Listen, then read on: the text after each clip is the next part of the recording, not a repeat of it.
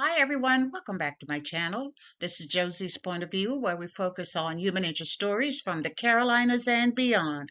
Today it's Monday and it's July the 22nd, 2024. Thank you so much for tuning in. If you're new to my channel, I want to thank you so much for stopping by. I hope you find the information here to be informative. And if you're a returning viewer, by all means, thank you for coming back. I always say the tide changes so frequently on these YouTube streets. So you always have to acknowledge where your support comes from. And I want you to know I sincerely thank you for your support. Feel free to like and to share this video. And don't forget to subscribe. And our story today comes from the town of Wilmington here in North Carolina. Take a look at that headline. And it reads, North Carolina pastor indicted on multiple child sex charges. I'll provide you with a summary here and I'll identify some of my sources for you in the description box. In today's video, we are going to be focusing on the Straightway Ministries of Wilmington. Now, there isn't a lot of background information available online, but one source stated that the church was established in 1994. The size of the congregation is unknown, but it was mentioned in one report that the church has a staff of 10, but it's unknown whether or not that includes the pastor or the church leader. And by reviewing the church's Facebook page, it appears that their priority is grounded in community outreach services. There's an active food pantry where the needs of the community continues to be met on a very large scale level, not just in that community, but in other communities as well. And they seem to be doing a very good job with its resources, and I'm giving them credit because the pictures that I've seen shows that they're doing very well in meeting the needs of their community. But our focus today is not really on the ministry, it's on the leader of the church pictured here. His name is Jonathan Ballard, and he recently was indicted on multiple counts of child sexual abuse, and multiple victims are involved. And this is what has been reported to date on this case. It was on July the 8th when Jonathan Ballard was formally indicted by the North Carolina Attorney General's office on multiple child sex crimes after a thorough investigation that had gone on for several years. Based on the information released to the public, it was noted that Ballard was indicted on 12 counts of taking indecent liberties with children, 6 counts of statutory sex offense, 1 count of sexual exploitation of a minor.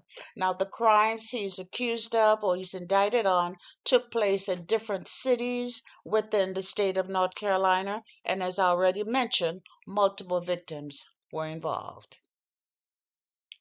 It was reported that the sexual abuse or the alleged sexual abuse took place at 3 different locations in North Carolina, in Whiteville, Leland, and again in Wilmington, and the sexual abuse occurred over several years between 1995 and 2019. Now, there were 4 known victims. 2 have come forward. There could have been more, but there were 4 of them who came forward, and 1 is currently deceased. But they all told investigators that the assault took place many times over those many years. One victim told investigators she joined the church for Bible study in 1996 when she was 15 years old, and that's when the abuse started, and it continued. The sexual abuse continued until she was 20 years old. For 5 years, she was subjected to sexual abuse. A second victim alleged that they experienced similar abuse in 2000 when she too was 15 years old. The victim alleged that physical sexual abuse occurred every 2 weeks. A third victim alleged abuse began in 2004 when they were approximately 11 years old.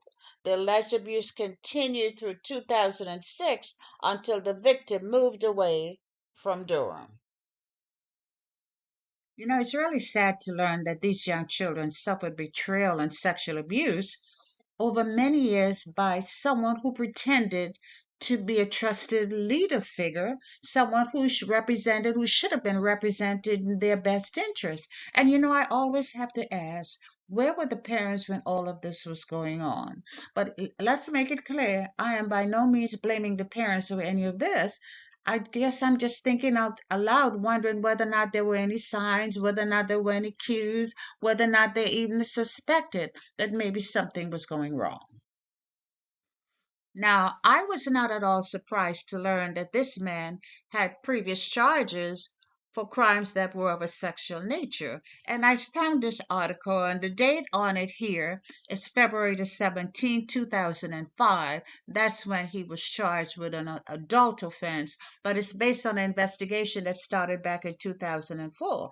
But in February of 2005, he was charged with multiple misdemeanor counts of assault on a female in connection with incidents involving a former adult parishioner at a church, that same church that he has now.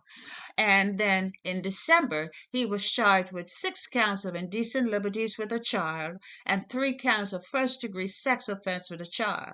It says the felony charges stem from alleged contact with a girl under 13. Now, she was 11 when it allegedly began assaulting her, and that was between July of 2002 and July of 2003, and that's a picture of him back there in 2005. Now, back then, he was given a bond of $100,000, but as they were progressing and collecting information, the prosecutor decided to not to prosecute the case. It never went before a grand jury, and that's because they did not feel there was sufficient evidence for conviction. Now, they did not say he was not guilty. They said there was just insufficient evidence in order to get a conviction. And that's very unfortunate. But it happens quite often. So fast forward, it's now 10 years later, and Ballard is once again in court before a judge facing similar charges. 12-count indictment of indecent liberties with children, 6 counts of statutory sex offense, and 1 count of first-degree sexual exploitation of a minor. And after his indictment, Ballard was assigned a bond of $1 million. However, the prosecutors felt that he was a flight risk and petitioned the court to have the bond increased to $5 million. They told the judge that Ballard was connected internationally through ministerial work and that he had a church somewhere in South America. The judge then elected to maintain the bond at $1 million, but instructed Ballard to surrender his passport, and he's prohibited from having unsupervised contact with minors. Ballard is also prohibited from traveling outside of the state without prior approval of the court. And the last I heard, he had successfully posted that $1 million bond and is now free to move around as he awaits his trial. And no current trial date so far, but I'm sure it will probably be sometime next year in order to give the attorneys adequate time to prepare his case. But I'll try to stay on top of this, and I'll bring you updates whenever they become available.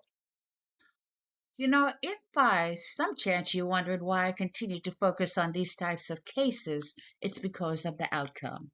Every case is a reminder to a victim that justice is within reach.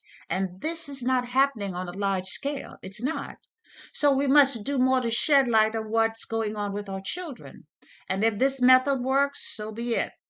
If I am able to reach one victim, that allows me to feel a sense of accomplishment for the day.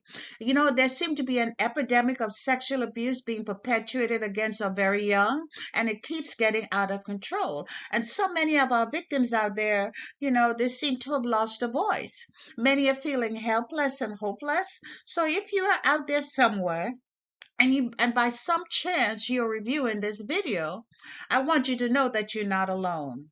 What happened to you was not your fault, and you no longer have to live with the shame and the guilt you have carried for so long. It's time to get rid of that secret.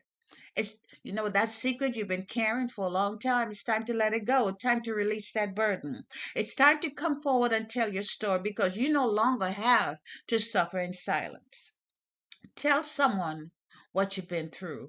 Tell the police, tell the teacher, tell a close friend, tell someone in a position of authority, tell somebody that you trust or somebody that you believe is in a position to help you. And if one person is not, then tell someone else. I want to remind you that there's no statute of limitations for child sexual abuse in the state of North Carolina. And as you can see by some of these cases being discussed, it does not matter how long ago you were violated. You can still report your abuse and seek the justice that you deserve. And that's all I have for you right now, but feel free to leave me a comment below and let me know what you think about this video. And by all means, feel free to like it and to share it. And if you haven't done so already, I want to invite you to subscribe to my channel by clicking on that red subscribe button. It's on the bottom right-hand corner of your screen. And if you click on the bell that looks like just like this one, that's the notification bell. If you click on that notification bell, you'll be the first to know whenever a new video is uploaded. I thank you for watching, and I'll talk to you soon. Bye.